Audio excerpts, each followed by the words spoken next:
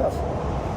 It's rough out here. In a small shadow cast by the gutter of an Arvada paint store, Steven Spires and Misty Rubio tried their best to stay cool on one of the hottest days of the year.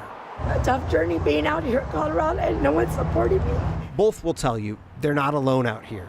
I think we are seeing a lot more people out here in the suburbs. New data from this year's point-in-time count of homeless individuals in Metro Denver counted 854 people living on the streets and in temporary shelters in Jefferson County back in January.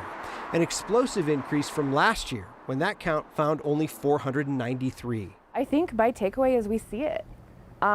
We see those numbers. We see folks camping out in a lot of places. Cassie Ratliff works with the nonprofit Family Tree in Jefferson County. Her group works to connect people experiencing homelessness with resources.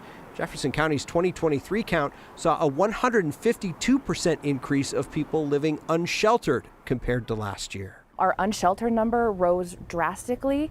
That also makes a lot of sense here in Jefferson County. We don't have a shelter for people experiencing homelessness in Jefferson County, so there's not a space for folks to go. Ratliff says she's starting to see a change, though, in perception. My years of doing this, we heard a lot of not in my backyard, that NIMBY sort of ism. We're starting to see a shift to YIMBY, yes in my backyard, yes we want to serve people. Hoping that attitude might spark change. Maybe in communities past, we haven't seen as much support around programming, where now we're seeing people on the streets, we're seeing people sleeping. People are stepping over people sleeping, and they want to do something about it. Adams County saw its unsheltered and sheltered homeless populations double in this year's count. The administrator of that county's program says Adams County lacks nonprofits compared to other counties in the suburbs.